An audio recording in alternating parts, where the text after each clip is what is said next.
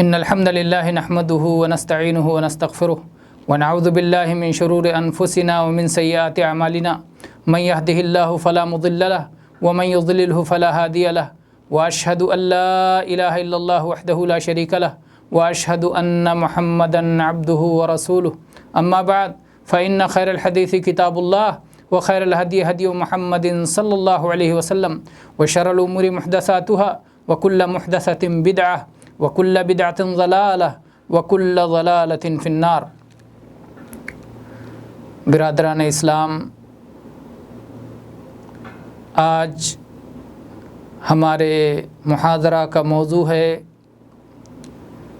میاں بیوی کے مشترکہ حقوق۔ دراصل یہ محاضرہ تیسرا حصہ ہے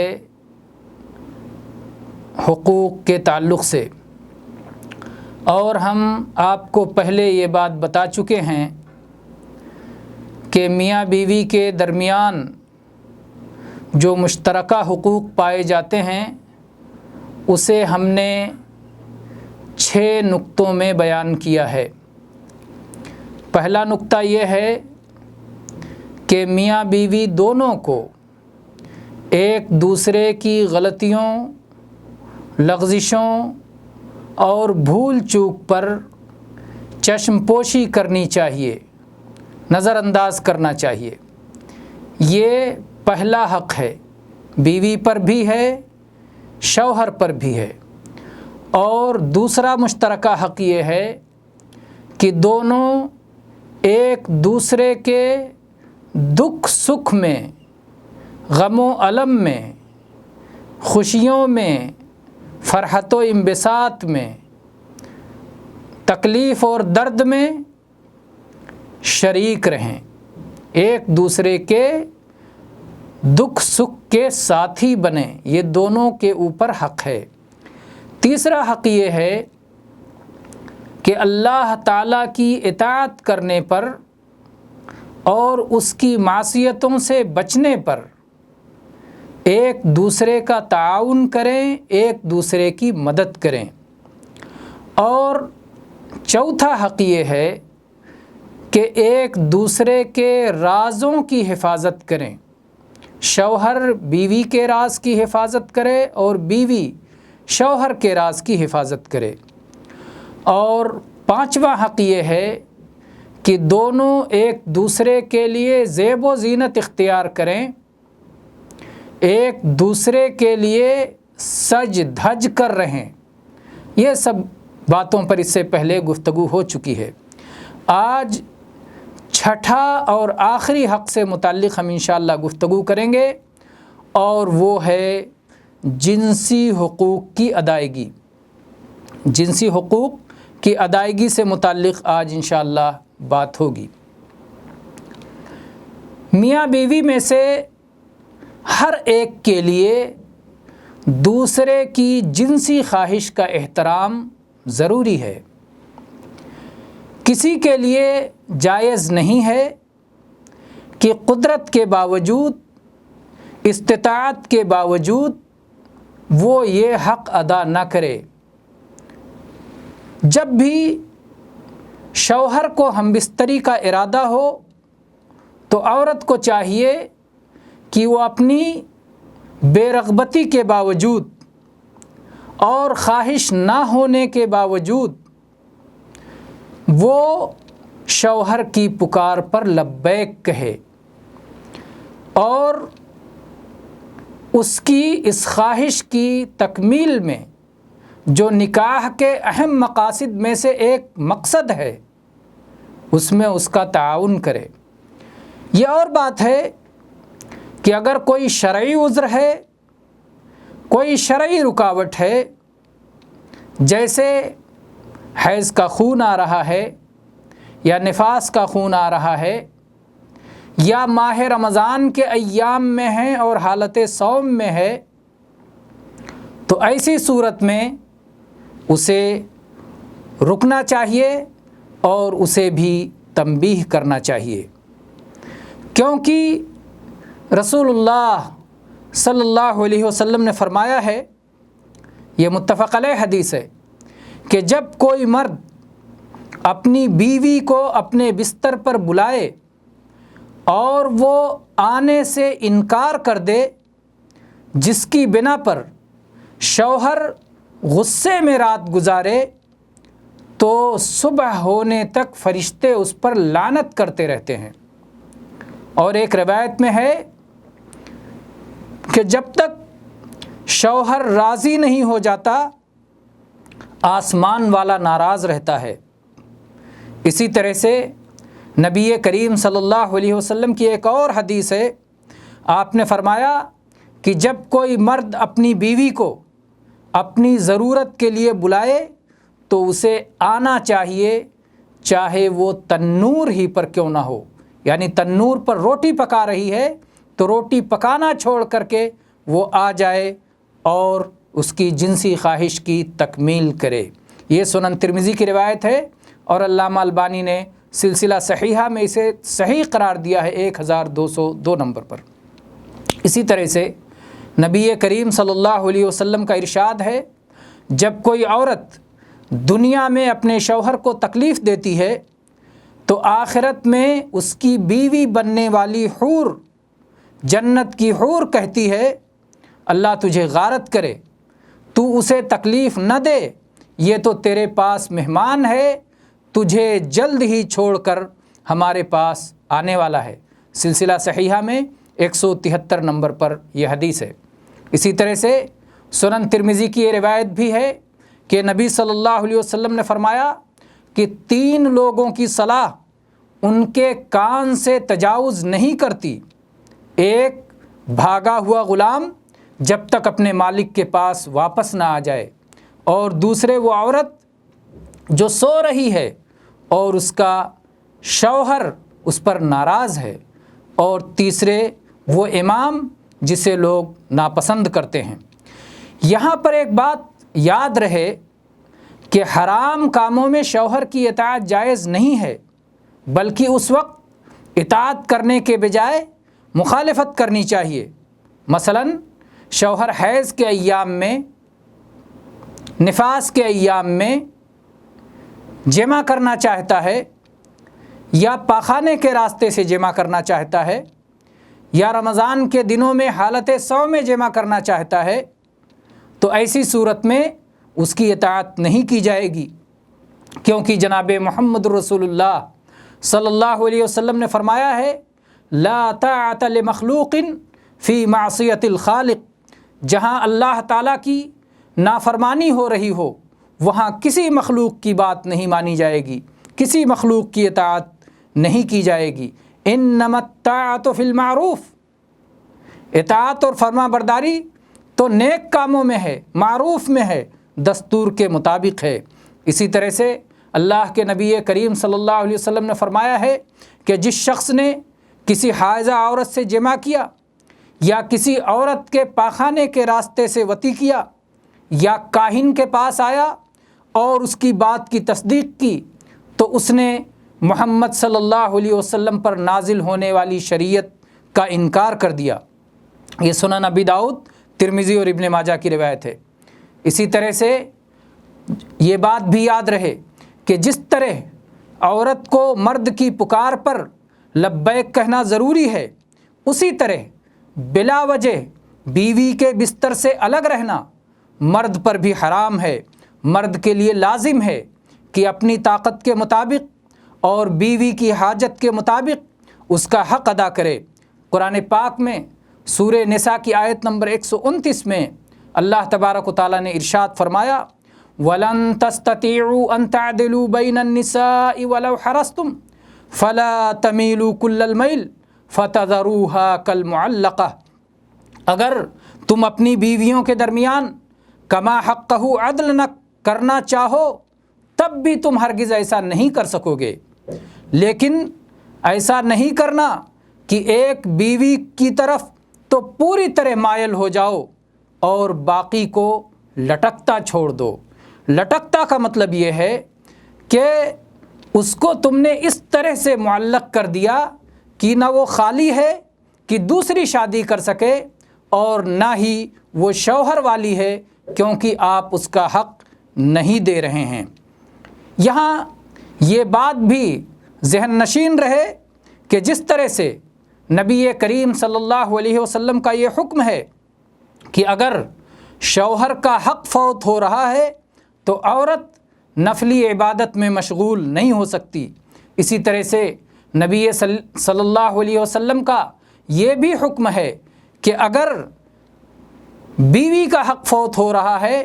تو شوہر بھی اس وقت نفلی عبادت میں مشغول نہیں ہو سکتا، اس لیے کہ بیوی کے حقوق کی ادائیگی بھی ضروری ہے۔ چنانچہ ہم بعض صحابہ کرام رضی اللہ عنہم کے تعلق سے یہ حدیث دیکھتے ہیں کہ جب انہوں نے اپنے ذوق عبادت کی بنا پر اپنی بیوی کے حقوق کی ادائیگی میں کوتاہی کی تو رسول رحمت صلی اللہ علیہ وسلم نے ان کی تنبیہ فرمائی۔ چنانچہ عبداللہ ابن عمرو ابن عاص رضی اللہ عنہ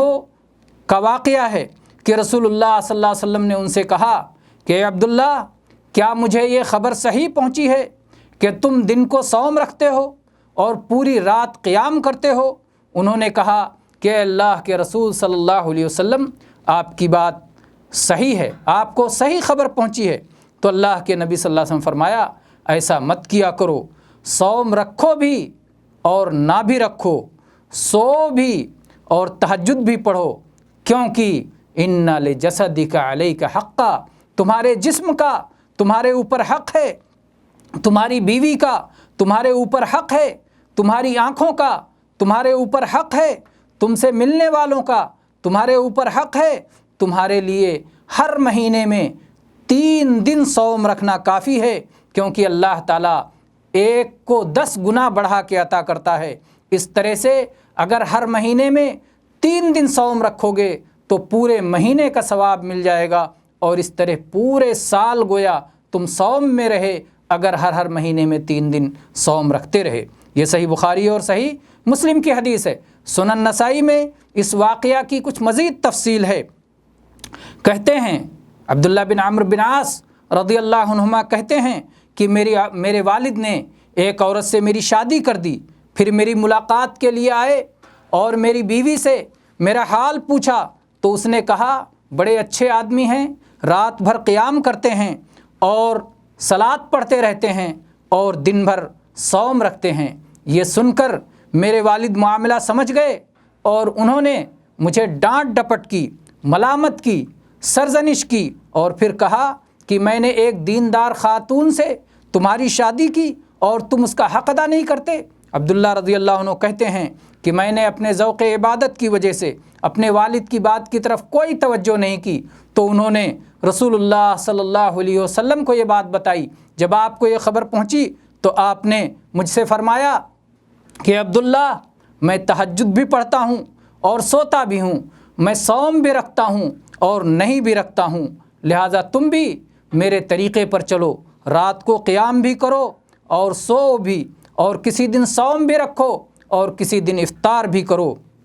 اسی طرح سے اس سلسلے کا آپ وہ واقعہ بھی دیکھیں جو عائشہ رضی اللہ عنہا سے مروی ہے۔ فرماتی ہیں کہ عثمان ابن مظعون رضی اللہ عنہ کی بیوی خویلہ بنت حکیم رضی اللہ عنہا عائشہ رضی اللہ عنہا کے پاس آئیں تو رسول اللہ صلی اللہ علیہ وسلم نے ان کی پراگندہ حالت اور بگڑی ہوئی صورت دیکھ کر کے پوچھا کہ عائشہ، خویلہ نے ایسی حالت کیوں بنا رکھی ہے؟ تو عائشہ رضی اللہ عنہ نے کہا کہ اللہ کے رسول صلی اللہ علیہ وسلم، وہ عورت جس کا شوہر دن بھر صوم رکھتا ہو اور رات بھر صلاح پڑھتا ہو، اس شوہر کا ہونا نہ ہونا برابر ہے، لہٰذا اس نے اپنے آپ کو اسی حالت پر چھوڑ دیا ہے، ضائع کر دیا ہے، کیونکہ اگر شوہر ہی توجہ نہ کرے تو پھر بیوی کس کے لیے بناؤ سگار کرے گی؟ چنانچہ رسول اللہ صلی اللہ علیہ وسلم نے عثمان ابن مظعون رضی اللہ عنہ کو بلا کر کے کہا، عثمان، کیا میری سنت سے رغبت اور دلچسپی نہیں ہے؟ انہوں نے جواب دیا، اے اللہ کے رسول صلی اللہ علیہ وسلم، آپ کی سنت ہی کی تلاش میں تو رہتا ہوں۔ آپ صلی اللہ علیہ وسلم نے فرمایا، دیکھو میں سوتا بھی ہوں اور صلاح بھی پڑھتا ہوں، صوم بھی رکھتا ہوں اور نہیں بھی رکھتا ہوں، اور عورتوں سے میں نے نکاح بھی کر رکھا ہے۔ عثمان، اللہ سے ڈرو، تم پر تمہاری بیوی کا حق ہے، تم پر تمہارے مہمان کا حق ہے، تم پر تمہاری جان کا حق ہے، صوم بھی رکھو، افطار بھی کرو، صلاۃ بھی پڑھو اور سو بھی۔ یہ مسند احمد کی روایت ہے۔ امام شعبی کی رحمہ اللہ کی ایک روایت ہے کہ کعب بن سور رحمہ اللہ امیر المؤمنین عمر بن خطاب رضی اللہ عنہ کے پاس بیٹھے تھے کہ ایک عورت آئی اور اس نے کہا، اے امیر المؤمنین، میں نے اپنے شوہر سے